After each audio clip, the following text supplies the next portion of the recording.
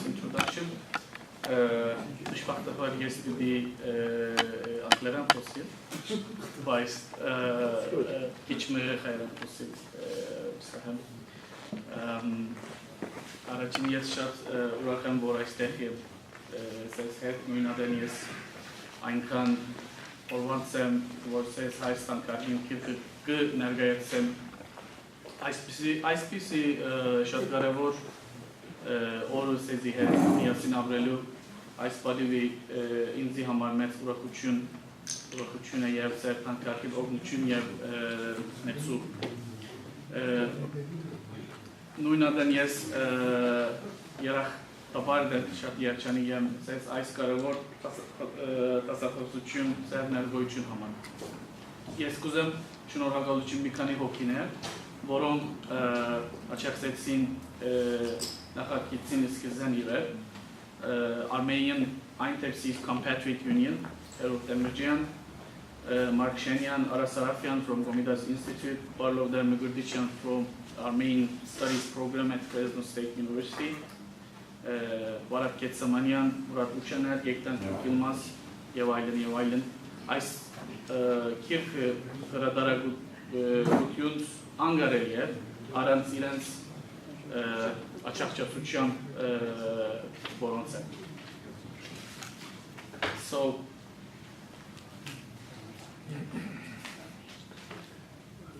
when I start to be able to translate this book, I was also learning Armenian in Istanbul in Boğaziçi University in 2009.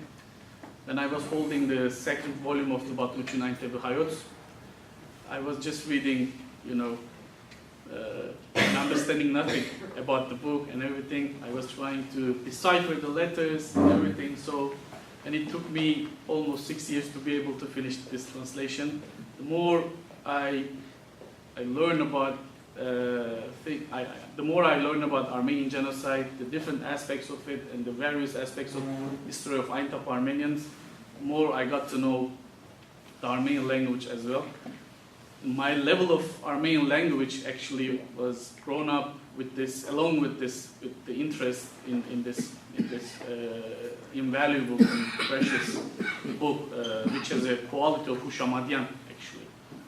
And so, basically, I translated the certain parts of the second volume of the book, the certain parts which are pertaining to the heroic defense or the battle defense of the Armenians of Aintab from 1920-1921, and this part was compiled, written, and authored by Kevork Baboian.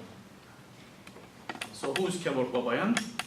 Kevork Baboian was born in Aintab in 1896. He was graduated from Vartanyan High School, which was one of the high schools along with the Atenagan in Aintab at the time. And he was graduated from this Vartanyan in 1912. And he attended subsequently the Giligya Cemara from 1912-1915. So because of the deportation decision in Aintab, he was supposed to leave the school. And he was married to the daughter of Hagop Karamanukyan, who was another prominent Armenian in Aintab, the Armenian family in Aintab, Karamanukyan's. Kevork Baboian ended up in Aleppo aftermath of the genocide and aftermath of the heroic defense of Aintab as well. And he has taught 8 years in Giligya School of Aleppo.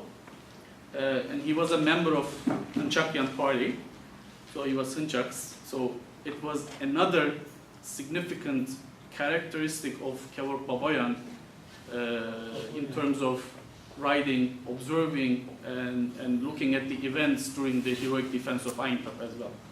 Because he was touching upon also internal discussions and debates between the Tashnaks, Ramgavars, and the Hınçaks during the defense as well, which was quite normal for a normal community, for a normal society, having those kind of debates during the very critical and salient point of their lives. He contributed articles to Yeridasar Kayastan, and he passed away in Beirut on March 8, 1949. So, why did I decide to translate the Heroic Battle of Aintab, Heroic Defense of Aintab? By the way, I had huge discussions with Aras Arafyan and the other two editors who checked every sentence, line by line, of the translation regarding the picking up the word either defense or battle. So we culminated in deciding the notion of battle rather than defense. So why I decided to translate this part of the book? There are ample amounts of archival materials, memoirs, diaries, and various other sources written in Turkish and Ottoman Turkish on the Turkish-French War, which took place in Aintab in 1919-1921. Furthermore, individuals who themselves witnessed or participated in the war written down the history of the city within this particular period. How the war started, developed, and ended is described in detail in these materials. However, absent from these sources, memoirs and diaries, are the narratives of Armenians, the voices of Armenians who were the active agents and the historical actors of the time regarding this particular event, and who were always also depicted as opposite side, enemy, and the traitor in other Turkish and Ottoman Turkish materials regarding this period. And to date, there exists no scholarly work on the Turkish-French War which combines a critical perspective on the various aspects of their life and society and tracing Armenian historiography regarding this particular event. Thus, I decided to translate Aintab Armenians in order to convey how this war was narrated, experienced by the essential actors of the city at the time, Armenians. So my interest to translate it has grown out of a strong desire to fill this gap in the scholarship and to address a scholarly ignorance on the voice of the former inhabitants of the city, as well as the wider international public regarding the history of the Armenians of Aintab. First and foremost, this work is the work belongs to Kevork Baboian, not me. I'm just trying to convey, and I'm just trying to, make the work meet with you. It's really essentially important to understand post-World War I and the post-genocide period of the Ottoman Empire in general and Aintab in particular. So it demonstrates how Armenians of Aintab who managed to survive the genocide could return to their hometown, restitution of their pillaged and expropriated properties were carried out, how forcefully converted, adopted and married Armenian females and children were saved. Additionally, it's a first-hand comprehensive account for the British and French occupation of the city, Aintab. It gives the most detailed information about the French occupation, particularly by relying on testimonial accounts. Testimonial accounts based on the accounts of people who were actively participating in the war and who were in the city at the time. And it also shows that how Armenians of Aintab organized and fought for their life and honor against Kemalist national forces during the war. This book is also an essential source in terms of revealing perseverance and resistance of Armenians in order not to leave their birthplace, and it gives day-to-day information about the course of the war. So what we are facing actually is kind of a war diary, let's say. Most importantly, it also discloses internal discussions and different points of views amongst the Armenians towards the French and Kemalist forces in the city. In this sense, it fills a huge gap in the current literature regarding Aintab defense in terms of unfolding Armenian experience in this war. So the book also indicates that the Armenians of Aintab was well organized and exerted strenuous efforts to defend themselves, to survive, and to be able to stay at their hometown. Official Turkish historiography claims that the Turkish-French War in Aintab was a heroic struggle for national independence, which earned the city glory and its grand title, Gazi. Yet, this book vividly demonstrates the fact that Gaziantep's heroic epic was in fact a struggle whose incentive was to wipe out the Armenian presence from the city completely and for good. Its main motive was to ensure that the Armenians of Aintab would never be able to return the city again. Forcibly or through various administrative measures, the outcome of all of these struggles rendered it impossible for Armenian repatriates to remain in their native cities, towns, and villages. So,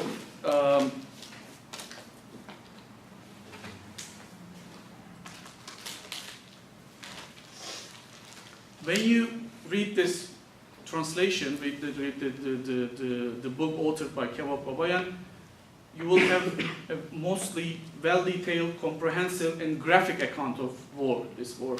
And this war, the heroic defense of Armenians of Aintab started on April 1st, 1920, and ended February 8, 1921, with the defeat of the Kemalist national forces by Aintab Armenians had to leave the city, depart their city, because of the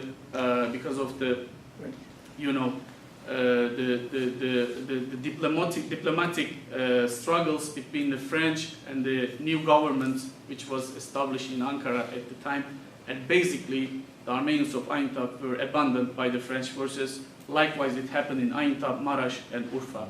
Probably I'm going to get into detail along with Professor Mutafian on April 8 talk about this matter.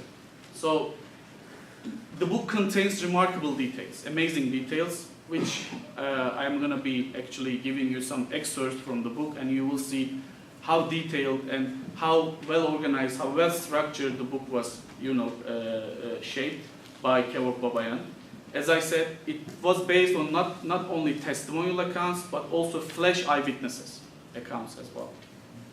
So you will see the resistance efforts of Armenians, their organizational structure, internal discussions, confrontations, which were very normal for a community as such. And the book gives you a vivid picture of how people who went through war, genocide, and so forth managed to survive, resist, and try to carry on their lives in this period. So, within the book, you will see.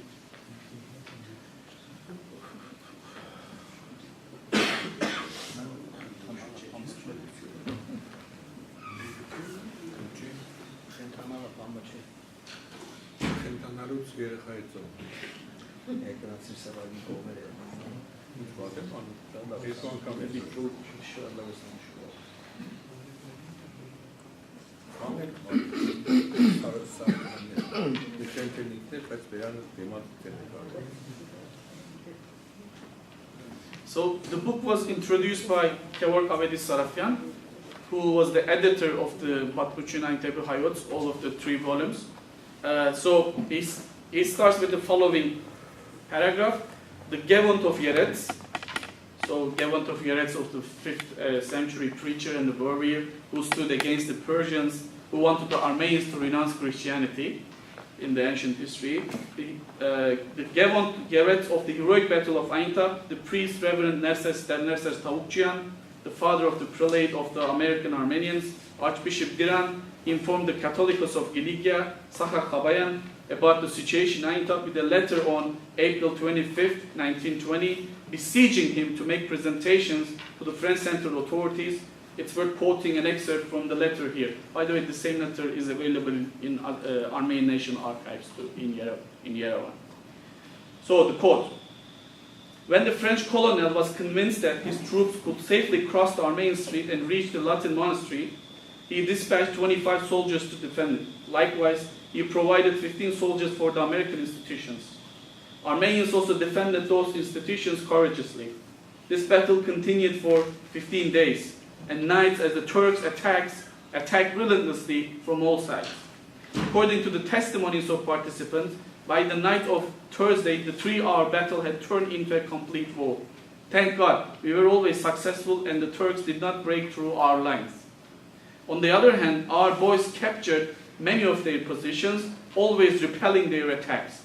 On April 16 and 17, French troops arrived from the east and west. The fight somewhat stopped for 2 or 3 days, but no significant changes occurred. Since yesterday, the French have not helped us either by providing soldiers or sending ammunition. We helped the French by protecting them from the Turkish attacks, yet they did not do the same for us. So the Kevork Baboian continues. The details of this war were written down by one of our co-workers, the late Kevork Baboian.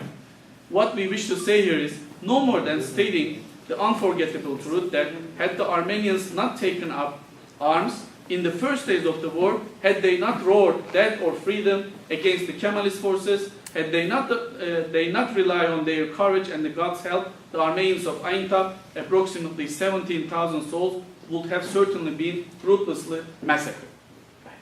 Unquote.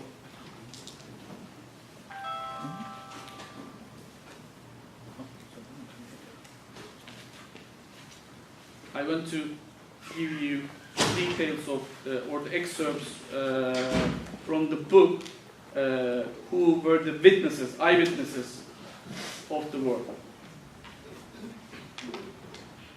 You will see the whole details. Very detailed. Colonel Andreas Battalion entered Aintab on March 28 after skirmishes against Turkish regular and irregular forces for 4 days on the road to Kilis, around Acar, Munedir, Sinepsu, Kazıklı, Çörtün, Balıksu, Yevaylın. The Turks suffered over 100 dead and 300 wounded. Infuriated by this unsuccessful battle, the Turks packed the Turkish streets of Aintab after Andreas' arrival in the city. Colonel Andreas' battalion, after delivering the necessary provisions to the Aintab battalion, headed for Kilis at 6 o'clock on April 1st. You will see the date, time, actors, figures, and everything so sharp and so absolute in the book.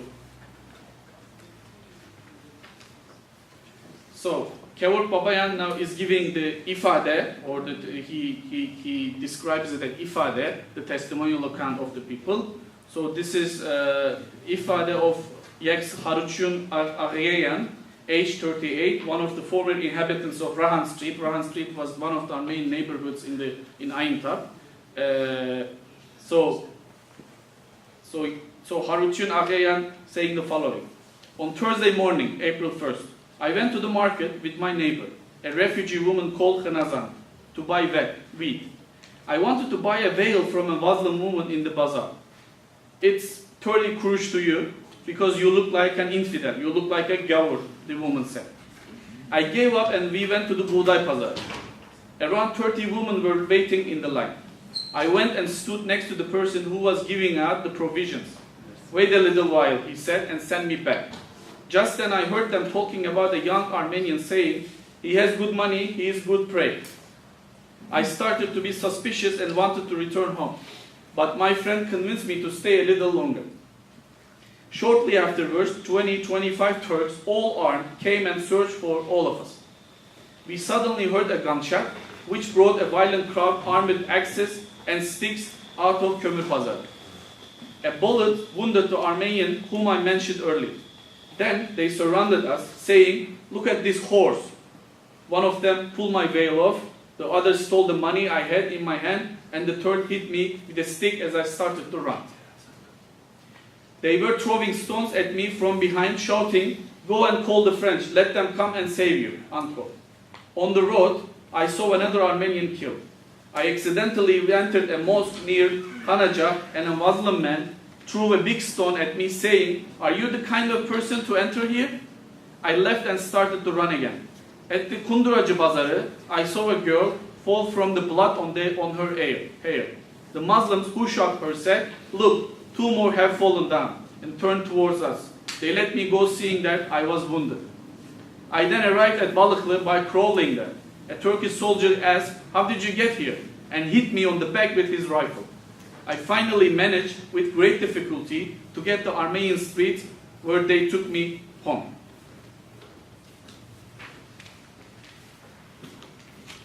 So another testimonial account from Hayganush Khalokyan.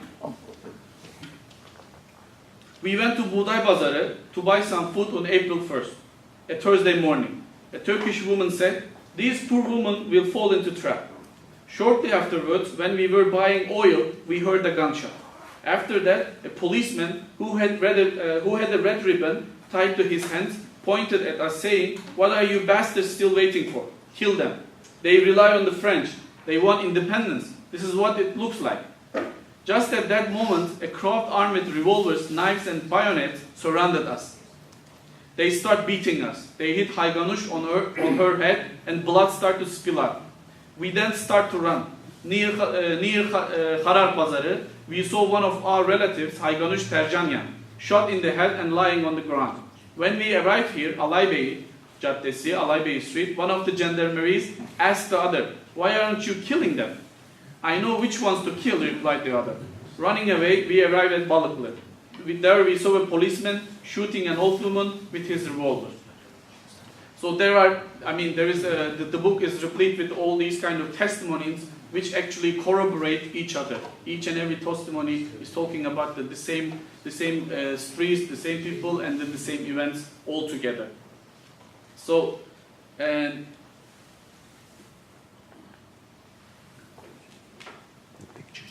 you will see, for instance, day by day, how he entered all these accounts regarding the war. For instance, April 6th. The day and the next few days could be considered to be a time for internal organization. The National Union forms a sanitary committee and appointed Mr. Pierce as its head. Nazar Arslanyan, Solomon Nigogosyan, with Manuel Kendirjian and Moses Kendirjian as assistants, supervised the sanitary arrangements and hygiene of the city. Second, a workers' unit was formed under the direction of Rupen Sulahyan. He had Garabet Merjanyan, Kavakyan, and Sayardaryan, and the nurses Karajetyan as his assistants. Their role was to provide workers to build and maintain fortifications. So here, the Kevork Baboian is talking about the organizational structure of the Armenians of Aintab. Third, a police administration was created, comprised of Yerye Demirjian, Yakub Kürtçiyan, Cornelius, and Yusuf Kadriyan. They had 35 gendarmeries at their disposal, and their role was to keep law and order in the city. Fourth, in order to complement the fortification works and repair the barricades under fire, a committee was formed of Philip Shishmanyan, Bahramyan, Sebu Bahramyan, and Haruchun Polatyan. And the fifth committee was formed of Kalus Sarkisyan, Arekelyan, Karamanukyan, Karabciyan, Kendirciyan, Tahtaciyan, Saatciyan, Yemeniciyan, Kalusyan to record the provisions held by the people. So you will see how the Armenians of Aintab was well prepared and well organized, how their internal structure and organizational structure was really consolidated and strengthened by different kinds of people during this period. So this is the 6th day of the war, and you will see they were already well prepared for the events which were actually waiting for them. So I can give you a lot of details like this in the book. So you will see the perspective of Armenians regarding this war. I'm not telling you that this is the most objective, the most neutral book regarding the war between the Kemalist forces and the French forces in 1919 and 1921. But at least this is an essential source and first of its kind to give the voices of Armenians who were the active agents of the war and who were there just to resist and just to be able to stay at their birthplace, which at the end of the day they had to leave, they had to depart. Thank you so much for your patience.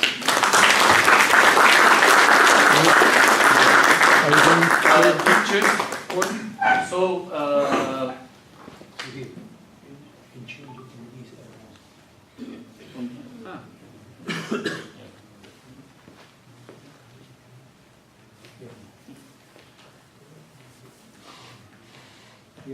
okay. So that was one of the barricades in one of the Armenian neighborhoods.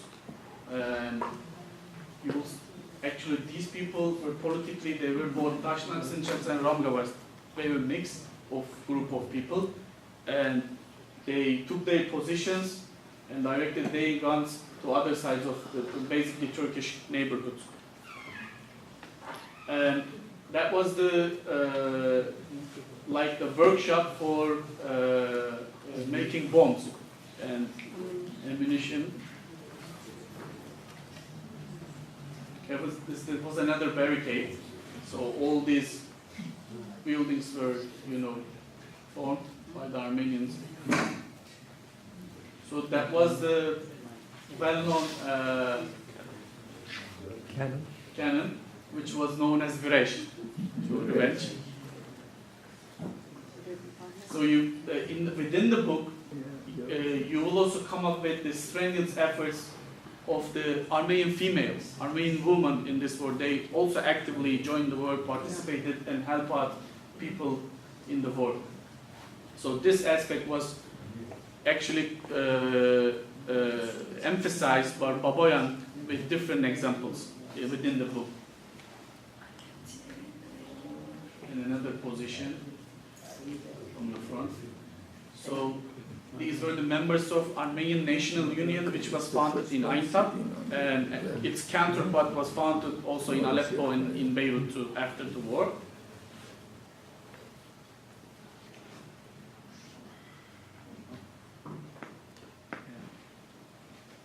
Again, another home for ammunition and making bombs. And the females, they were carrying brackets to make the wall. Actually, you will see on the top, just behind this, it was a Latin church, Candlelit church. Again, not only females, also boys and teenagers. They were also in the war, observers, and so forth. So out of this picture, you will see each and every individual of the Armenian society and community actively participated and showed their perseverance to resist and to at least defend them and also protect their own neighborhoods. So they were digging a ditch. Yeah, that's it. Thank you, UMIT. Thank you.